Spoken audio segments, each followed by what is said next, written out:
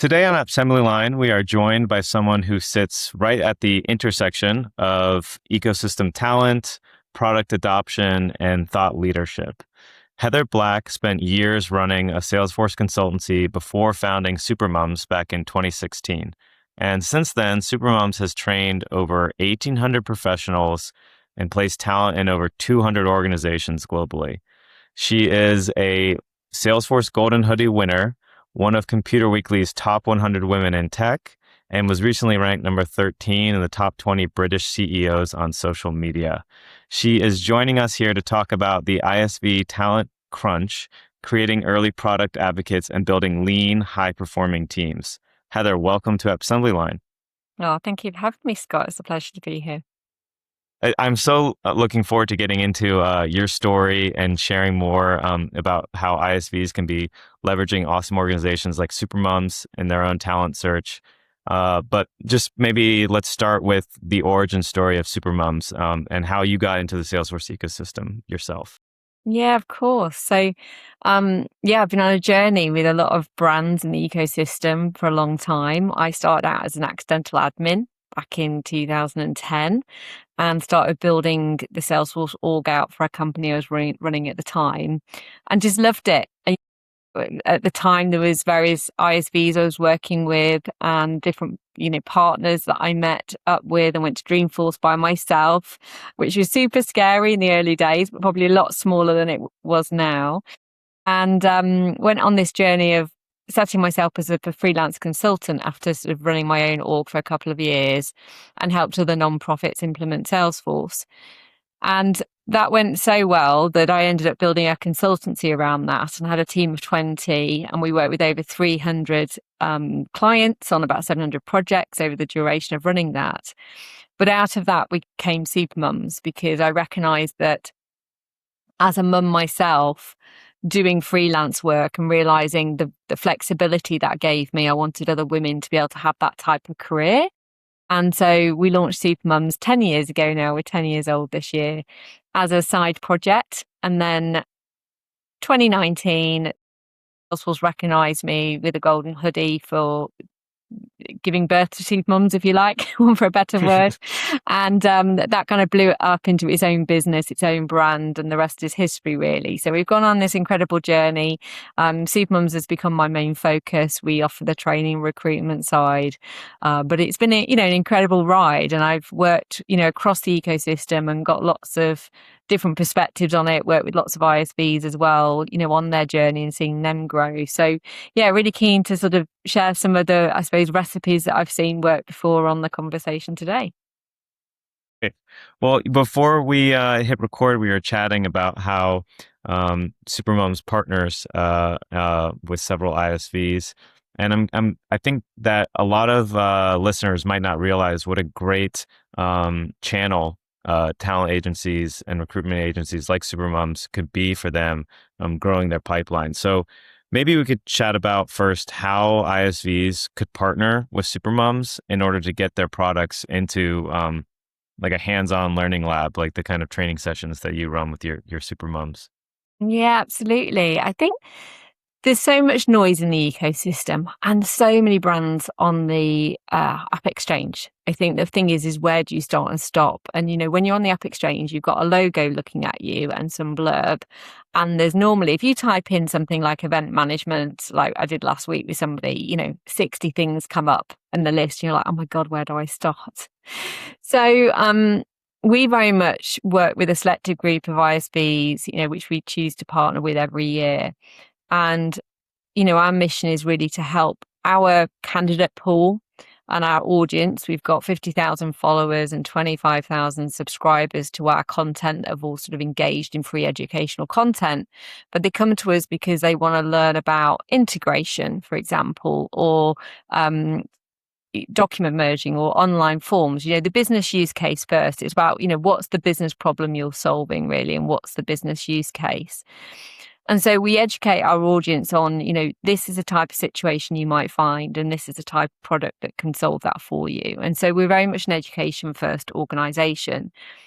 And I think if you get in as an ISV, if you can get into somebody's journey early on, they won't look elsewhere beyond that because they kind of know you and have become familiar with you. So I started working with Form Assembly really on in my career as an admin. And then when I grew the consultancy, I ended up rolling out Form Assembly to all of those clients because it was the one that I knew well, I'd learnt in and sort of trusted. And so I went on this whole journey with Form Assembly as one of the products that I used. Similarly with Conga, I started using Conga initially, and then again, that became one of the products that we would use for customers in the consultancy. So I think if you can sort of build a relationship with people early on in their careers. We've now got these free product enablement sessions that we give to our learners around these areas. So we partnered with Flinks, for example, their Australian-based integration tool.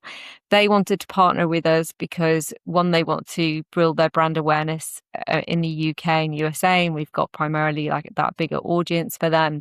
But two, we did some educational sessions around integration and what is integration, what do you need to think about, how does that work? And then they gave a demo around their product and how it works in practice. So people can visualize it, they can see it, they can understand it. It's not just an advert. It's kind of like you're building people's awareness before they even know that they need it, and sort of building that and getting it on their CV as well. Because also if it's on their CV, people are, oh, what's that? When they go for these job interviews, you're kind of building and disseminating all those little seeds everywhere. So my approach, and I think what you can do with other recruiters as well, is always think about, how do you educate an audience, not just sell to an audience? How do you educate them in saying that business use case and what you're doing? So I've always run an education business, always run events, webinars as a way of sort of engaging people, which has enabled us to build our massive community.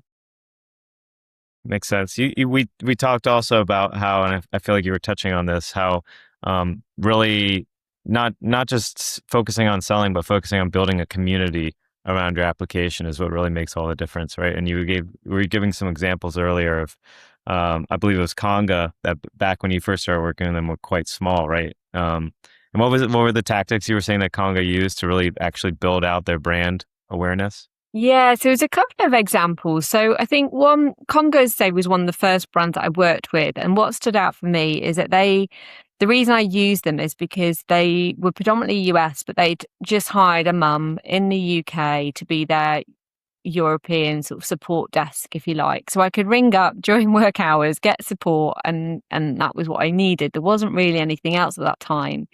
So I think brands that are expanding, ISV brands that want to expand in different areas, could look at hiring a part-time mum, full-time person who, whatever they need, that also speaks multiple languages. So one of Own Backup hired one of our Supermums who spoke German, for example, because they needed that international dimension. So, that's absolutely where we could support. But I saw that success with Conga. And, we're going back now 12 years ago. And Conga's huge now. They've grown internationally. So if you can hire part-time representatives or full-time as you grow and develop in these different countries that speak the different languages, that's definitely going to help you build that international community. The other strategy around community is we've partnered, when we talked about that educational piece, the teams that I've tended to partner with in some of the ISVs are their community teams. And so Copado, for example, have a community team, and that's just seen as distinct to marketing. It's part of, I suppose, that group. And the same with Provar. They built a community. So when people came on board, learned about their product, they're creating a community around that. They're creating a sense of belonging. They're giving people certificates, but they're really mobilizing and encouraging meetups with that community. And that's another sort of US sort of, I suppose, distinctive marketing engagement process that I've seen some of our ISVs do really well, is build that community piece. And that's the biggest feedback we get about Supermums. Scott, you mentioned like Supermums feels like it's older than 10 years because I suppose of the presence. But what we've done with our community is encourage them to share their journeys on LinkedIn. We give them swag at events like World Tour. We didn't have a stand, but we gave pink bags out to everybody. So it was like, oh, we saw a Supermum. bit of guerrilla marketing, and, Copado have Copado champions. They're nominating people to be champions in their community. So we didn't have to pay, what was it, 20 grand to have a stand, but we managed to get pink everywhere, across the organization. So I think it's really interesting, some of the strategies that you can take to build that alliance with your brand and to create this bigger presence. It's just interesting to see how different brands have done that. Mm-hmm. Oh, I love that. I love hearing about kind of these guerrilla marketing tactics like that, where you can kind of find a hack to really stand out. It sounds like unfortunately I couldn't go to World Tour, but I'd love to one day. But now another reason would be to see these pink bags. Or show up in every photo. There you go. Well, you mentioned actually, how Owen had hired a supermom, and I want to talk about too, like, what a great talent resource supermoms can be for ISVs, because I'm sure you have a wide range of folks now in your training programs, but I know initially the core focus, right, would be moms that had maybe taken a career break to help raise the littles, and then we're getting back into the swing of things, and either wanted to refresher on Salesforce or wanted to dive into Salesforce and get training there. And I'm sure you do work with early career individuals as well, but I feel like your core superpower is that you offer this talent of these super mums that actually have a lot of experience under their belt, and normally have been unavailable to anyone for years because they've been working on the more important thing of raising the littles. And now ISVs and other organizations have access to these individuals with all this built up latent talent and expertise. So I think that's really cool. Yeah, I think, we talk again about growth, right? And I've started 3 businesses now, 4 businesses, 5 businesses. Okay, 5 businesses. But we all start with the idea and the team. And I think the thing that struck me every time about running a business, and I haven't always got it right, but if you can hire a senior team with experience who can hit the ground running, it's better than having a junior team initially, because it's all on you and then you're mentoring everybody. So the reason that companies have worked with us, we're talking about consultancies and ISVs, is because they've got somebody with more senior experience and credibility. So Proven Works recently hired a lady called Fiona, and Fiona had years of experience in sales and marketing, working at big corporate brands like BT, for example. She'd taken a few years off, again, still working actually in database management, but at a local school. Well, she was raising her little ones, and now she's just gone in to manage their RevOps, setting up Pardot for them, because you get Pardot for free as a partner. So quite a few people are maximizing the value of that, and also their sales cloud, and making sure that everything's all singing or dancing from their RevOps point of view. And she's going in and doing that. Similar, as say, with Martina, she went into Own Backup. We've actually had two of our trainees worked at Own Backup and worked in the onboarding and customer success teams, again, multilingual. So again, that can really support people. But again, they've got a lot of years working industry. So Martina had used Salesforce to help manage their, it was a rail logistics company, for many years. So again, she had that sort of user experience that can resonate with people as a senior leader, because she'd been a COO previously. So we have people that are incredibly experienced. At the moment, I was mentoring 2 ladies last week that have been general managers for companies, for quite a few years. And they're now wanting to step up and be that consultant. They're wanting to advise other companies rather than be in the shoes day to day. So I think it's worth looking at looking at what talent you can get, where they're bringing, rather than hiring somebody really, and I'm not dismissing junior talent. I think you've got to bring them in when you're ready and able to mentor them at the right level. But if you're a small team going, right, well, how do we punch above our weight right now and get the best traction? I think if you can hire somebody that's got that mature experience, can hit the ground running, is fresh, has learned everything, and it's fresh in their minds. But also, what I find about the women returners is that absolutely so enthusiastic and desperate to get back into the workplace. They feel like their life's been put on hold and they're like, just give me something. And they just learn, they want to absorb everything. So you want somebody that's so enthusiastic about putting 100% into something new. And I think that's what you want to look for is kind of, that sort of type of team structure when you start out and then grow. I've had some fantastic testimonials of women that have gone into SIs and are now part of the senior leadership team growing those SIs because again, they've just been able to hit the ground running and add a lot of value. That's so cool. So I'm curious about the flexible models that ISVs could be leveraging to hire some of these super moms because probably some listeners are thinking, yes, I'm overwhelmed. Yes, I'd like to grow, but I don't really have the budget right now to hire someone full time.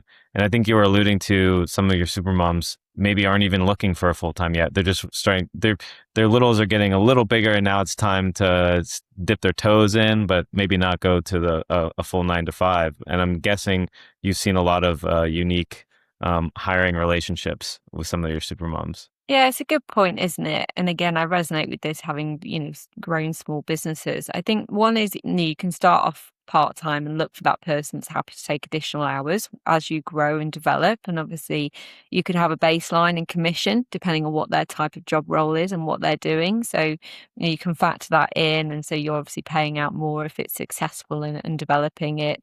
You could do profit share. Again, some of the SIs that I've worked with and discuss with, they have a benefit scheme, they have profit share based on revenue.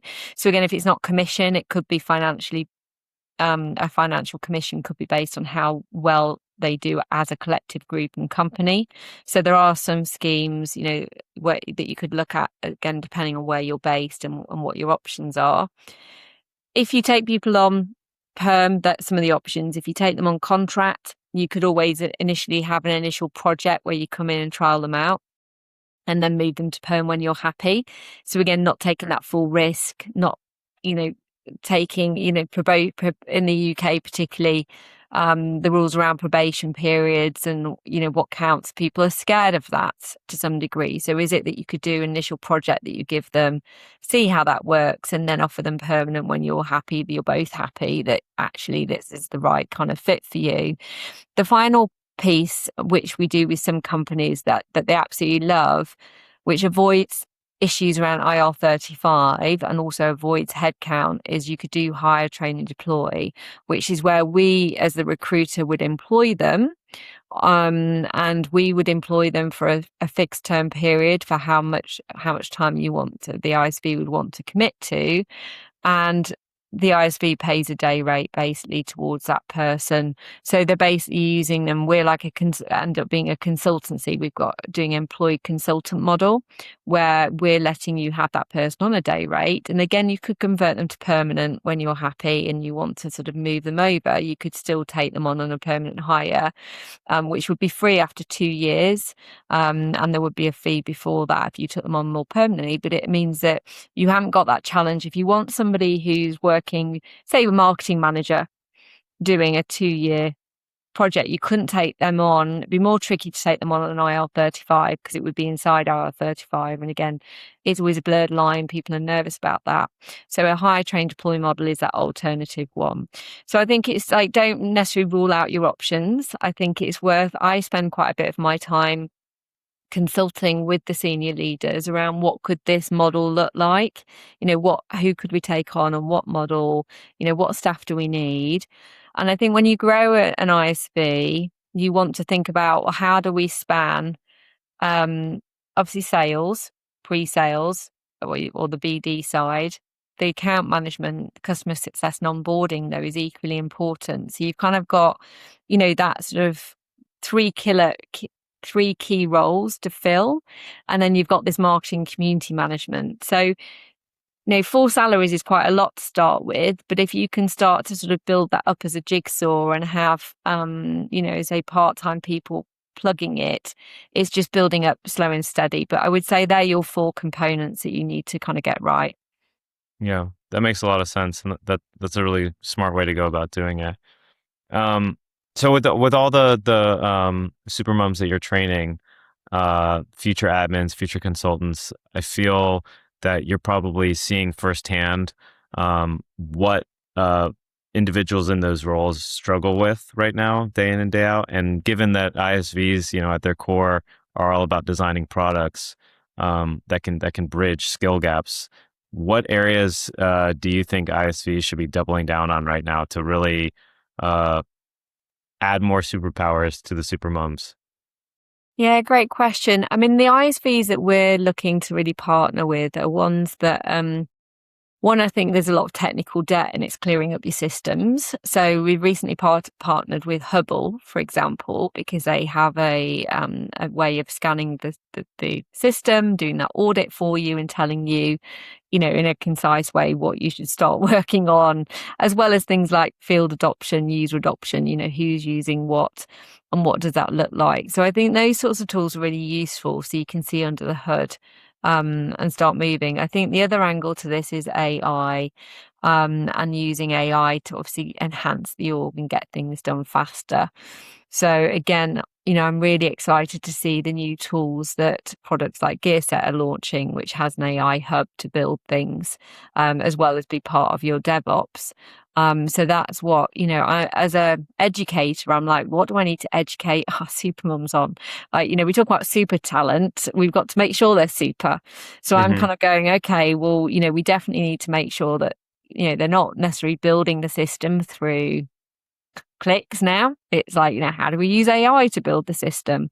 So on my roadmap, I'm very much about making sure that the products that we're educating people on have that AI first capability. You're getting things done work smarter, because if you're a candidate going into the job market and you're using a tool that's not AI driven, it's going to take you 10 times longer, right, to do something. That's the reality. And it's quite scary to think that, but actually, if you're somebody that's educated an AI first product and you build a survey quicker, or you can create, tool or do an audit quicker using an AI driven tool, you're going to be chosen for that job. So I Hmm. think it's a very competitive job market now.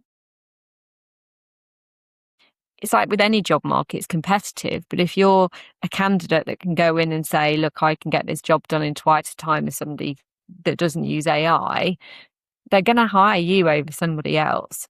So, yeah, I think the priority is think about how AI is being embedded. I was Hmm. chatting to a couple of ISV owners at World Tour, and they were like, this is the same era as what we saw from Classic to Lightning. We had to Mm. reinvent our apps almost with Classic to Lightning, and now you've got that reinvention again. You'll become legacy system if you don't have an AI capabilities built in your solution. And it's, costly process, right? To kind of keep, obviously you've got to keep advancing your apps all the time, but otherwise they will become legacy ones. So I think it's about, looking at how you embed AI in your apps. Sure, makes sense. And then beyond AI, are there any other specific features or qualities, I should say, maybe of an app that you think makes it easy to recommend and implement to your supermoms? Yeah, absolutely. So again, the partners that we're working with do have their own like learning resources and learning hub. I think being able to onboard your learners is really important. I would highly say that, I talk about a gold standard training strategy for teaching people things. So ideally, if you're teaching people about your product, you should have learning resources that meet their different learning styles. So visual videos, obviously a hands-on walkthrough, written material, which tends to be the standard quite often. So you've got your kinesthetic, your audio, your visual sort of way of learning. A lot of people are doing certifications, because if people do the learning and then they get a certification, they're going to put that on social, which is good marketing as well. So let's say with Copado, you became a Copado champion, you could get your badges, and then sort of, it's extra promo for you because they feel like they've got something else to add to their CV. So I think building out those learning resources is really important to get people onboarded, feel proud that they've achieved something, and sort of builds up your brand credibility as part of that. I think, showing people, it's very simple as well, is making sure people see different use cases of your product, and you get on the phone with them and you put in the demos. So I sat with Salesforce for 2 years because I downloaded a free trial and didn't know what it did. And it was actually another client that had an org as well that showed me how they use it. And I was like, I get it now. So what I'd say is, I'm like, and the rest is history, right? I mean, look where I ended up. But had nobody had ever shown me that or had that conversation with me, I would never have converted. So I think it's really important to, if you offer free trials and people download things, it's definitely worth getting on the phone with them and sort of working out how you can start to educate them in the product and what they do to convert them. Because I think there's a lot of lost opportunities through, free trial kind of processes. So much sense. I think a lot of ISVs throw up the on their listing the free trial, and beyond that, don't provide much guidance. And that makes a lot of sense. That sometimes people really, when they're in that phase, I think they don't want necessarily to be connected with the sales rep from the ISV just yet, when they're just kind of dipping their toes in the water. So, but you can bet they're looking for YouTube videos, PDF documentation, etc., that they could be using when they're first testing out. And if you don't have that, they're probably just going to move on to the next app that came up in the results. Yeah, I think if you can do those videos, and if they connect, obviously they might not, if they can see those videos straight after downloading the trial and see it come to life, you're immediately going to engage them. Reading something or a screenshot doesn't necessarily give it. So I think videos on your AppExchange listing could be great as well. Making sure you've got a video even on the AppExchange listing is great, because it brings it to life for people and immediately they see the value. Mm-hmm. Yep, that makes sense. Okay, I want to shift gears a little and talk about strategy and also branding for ISVs. So, first off, obviously DE&I initiatives are core to Supermums, and I wanted to ask for a lot of the ISVs listening out there that are interested in making that a core part of their strategy. How do they make sure that they're investing in it properly and it's not just a buzzword at the organization? Yeah, great topics. ISVs can sign up for the 1% pledge. And it's interesting that I kind of assume everybody is, but some people don't even know what it is, which is interesting, because it's obviously 1% pledge was launched by Mark when he set up Salesforce to give 1% of product free, 1% of volunteer time, 1% of profit. So some of the ISVs that sponsor Supermums and do the educational content do it because they're part of the 1% pledge and they want to do that. So PDF Butler just signed up with us, for example, and they give 1% of their product as part of the 1% pledge to they work with non-profits as well. So we were like, we work with non-profits. We've given 44,000 hours of pro bono support to non-profits throughout the lifetime of Supermums. And so, we do the 1% pledge ourselves, but that's our trainees doing that work. But we can help raise awareness of their products amongst non-profits, because we have a huge community of non-profits that we work with regularly. So I think, the 1% pledge is a great way of giving time, donating product, building those relationships, which can transcend into a commercial relationship, because you could give a certain number of free licenses, like Salesforce do. They give a certain number of free licenses, and then you would pay for additional licenses beyond that, but also that profit. So I think that can help you stand out as an organization. It's something nice to talk about. I think, if we think about Salesforce, we look at Salesforce and we like it as a product because it's had these values around diversity and inclusion and what they do, and also the 1% pledge, giving back. We like a brand that has a great product, but also values at its core.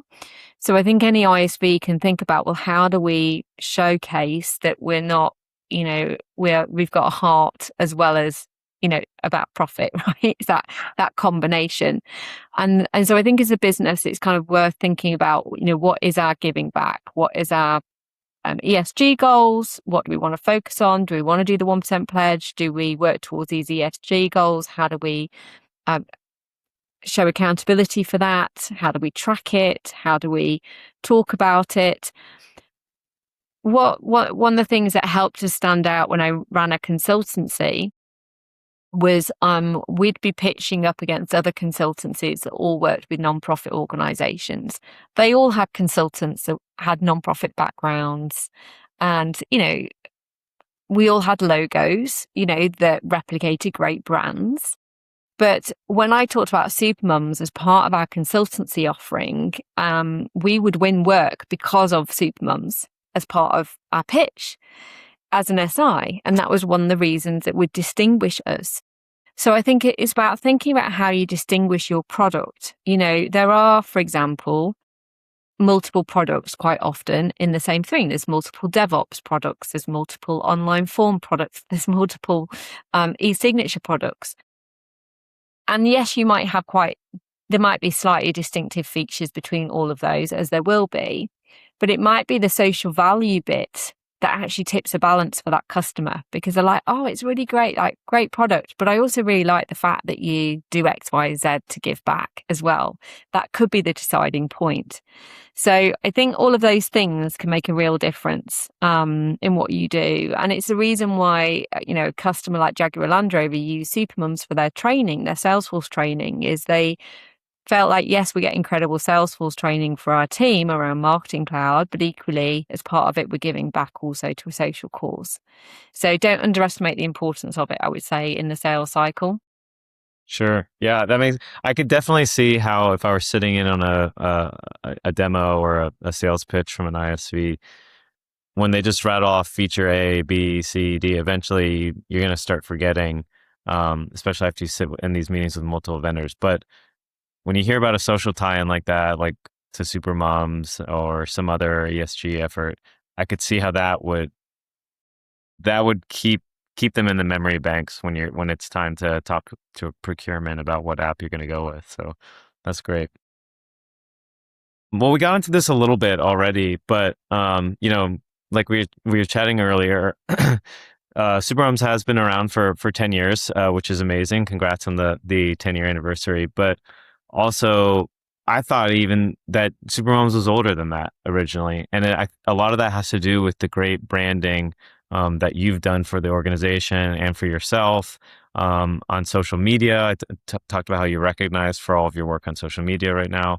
I'm curious, a lot of, you even mentioned earlier how there's umpteen different solutions on all these different markets of the AppExchange. How could ISV founders learn from the playbook you used to build kind of a high engagement and an authentic brand for themselves? Well, I've been doing on our podcast at the moment, which is called Mums on Cloud 9. We've been interviewing the Golden Hoodie winners, and it's interesting about how did they stand out in the market. As CEO founders, you've got to build a personal brand as much as you do the company brand. And those two things obviously interrelate at some point. But I think the biggest story between Golden Hoodie winners, is about giving back and educating. And it's about what you're doing, to sort of not just sell. And I've always been that educator of like, how can I teach people something new? So I think ISV, if you're running an ISV, think about how you can educate first, be that thought leader, share the knowledge, work and partner with organizations to do that. So from a marketing point of view, I partner and pay several groups that work with women that are looking for flexible work. I have a year-long relationship with them. I do various activities with them throughout the year. And I pay to educate their audience in, what a career in AI, a career in tech could look like. And I show up as a trusted voice. I run free masterclasses throughout the year. But off the back of that, people will engage. They'll say, is it for me? Yes or no. And then obviously some people will come through and sell. And that's about 20-30% of our sales channel. So it's not like all of it, all the other stuff that I can talk about in a minute, but it's one of our channels for engaging, and it's being that educator and running free educational events. and sort of paying for their access to their audience. Per se, it's about trusted relationship because they advocate for you. You're being recommended by them, which is much better than going out cold and whatever. So I think if you're a leader, work out how you can be an authoritative voice, educate an audience, but do it through trusted partnerships. Hence why, we partner with ISVs to reach our audience. It's the same thing. I'm doing it to other people and other people do it with us. I think the other is, build up your presence on LinkedIn. So, we teach all our supermums, how to sort of build their profiles on LinkedIn. And we've had some of our supermums have, obviously got jobs that way, been headhunted that way. So I think do that recipe for LinkedIn, gain advice. I've paid to learn about, some of the recipes on LinkedIn, the algorithm changes, obviously, what to do. So I think it's about building up your cadence on LinkedIn, building your profile, and sort of really working on that and choosing. I would say LinkedIn is probably your main profile for this. It's about speaking at events, making your presence known there as well. But also, if you show up at an event, how do you then get that message out there? So what I did is I've written 3 books now, one on AI tools for consultants, AI tools for consultants, how to become a super Salesforce admin and how to become a super Salesforce consultant. And so I consolidated that content into a presentation that I then took out to different user groups across the world. Quite often, quite a few of them are still virtual, whereas some meet in person, so it's slightly harder to do. But I would take a presentation deck out to those different user groups and just be showing up in those groups. So I think it's about thinking about what content, what do you want to be known for? What's your specialism? What do you want to educate people on? And then think about, create that message, that story, that content slide, and then you use that content in different ways. So you can use that content to present to a user group, use that content as your story on LinkedIn, or do free masterclasses for communities. It's not about having to create loads of content all the time and all different stuff. It's like, if your product is about DevOps, okay, so what is your story around DevOps? What are the 5 steps to being a DevOps professional? And how do you then roll out that presentation and that story, all those content about those 5 steps to DevOps on your LinkedIn profile?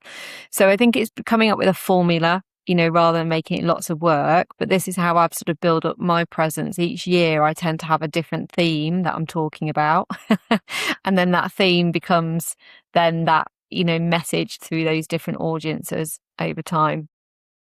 That's great. We didn't even get a chance to talk about your latest venture, ClearPath Adoption, but I did want to just quickly ask. You mentioned how you started now 5 companies. I wasn't even aware of the 3 books. How do you manage your time? Because I think a lot of listeners are struggling with their one company, and you're managing multiple. You've founded several. How have you been able to manage your time so well over the years?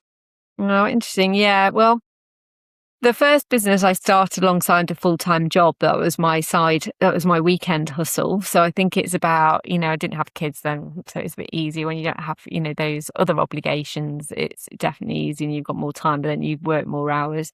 So that helped me, that first business helped me set up and go self-employed at 26. So, that was back in 2006 now. So 20 years of running businesses and being self-employed, you're constantly then on the treadmill, really. But in terms of the books and the content, I always wanted to write a book. And, I've still got a book on my to-do list. And so this is I'm going to have to apply the same methodology that I've took for the other books. So every week I write content for the website that goes out in a newsletter. And the Become a Super Salesforce Consultant book, basically, it came to me when I was swimming, because I was like, I've written all this content and it's all sat on blogs. Now, blog content, gets looked at, unless it becomes a hit on SEO, might never get looked at again. And I started to think, well, actually, could I collate the blog articles? And obviously I have to reformat them a little bit to create a book. And so I came home from the swimming pool, sat with all my blogs, went through it, thought about the order that I could have that made sense. And I literally had 20,000 words in 3 hours already sorted out from all the blog content. I was like, well, that was easy, like, shit. And I created the structure of the A to Z. And actually, A to Z is the way that I've structured the book is the chronological order of running a Salesforce project. I was very impressed that I'd managed to sort of get it that way. And, it was great. It came together because I've written all this content, and the other content that wasn't in my blogs was from my training material, because I teach a consultancy skills course and I teach agile project management, business analysis, change management on my consultancy course. I've trained 400 people in that content now. And so the other content for the book came from some of those elements of my teaching material that, I had that wasn't a blog yet. So it was, I was like, okay, that was easy. So then I did the same process for become a Salesforce admin. That was collated. So that goes back to my point about you don't have to think about the book as separate to everything else you're doing. If you think about, what do I want to be known for? What is my specialism? How do I create some content the content could be a blog, a YouTube video, a podcast, a presentation, and then you collate it all and create a book. Or, I've done books. Some books got published. I had an editor and they were on Amazon, whereas the last book I just self-published as an ebook because it kind of is a smaller, lighter guide. So I think sometimes it can feel like you need loads of time, but actually it's about repurposing things in slightly different ways. Sure. That makes sense. It's still amazing that you had all that blog content to start from, because that was a lot of work I know going in. But well, anyways, thank you so much for joining, Heather. So great to have you on as a guest at Assembly Line. For anyone listening that would like to reach out to learn more about you or about Supermums and how they can become involved, what is the best place for them to do that? LinkedIn is probably my go-to place more often. Otherwise, you can visit our website at supermums.org and just reach out to the team by that as well. Great. Well, we'll link that up in the show notes. Thank you so much again for joining, and looking forward to seeing what the next 10 years has in store for you and Supermums. Well, thanks so much, Scott. Lovely to be here today. Cheers. Bye. Bye.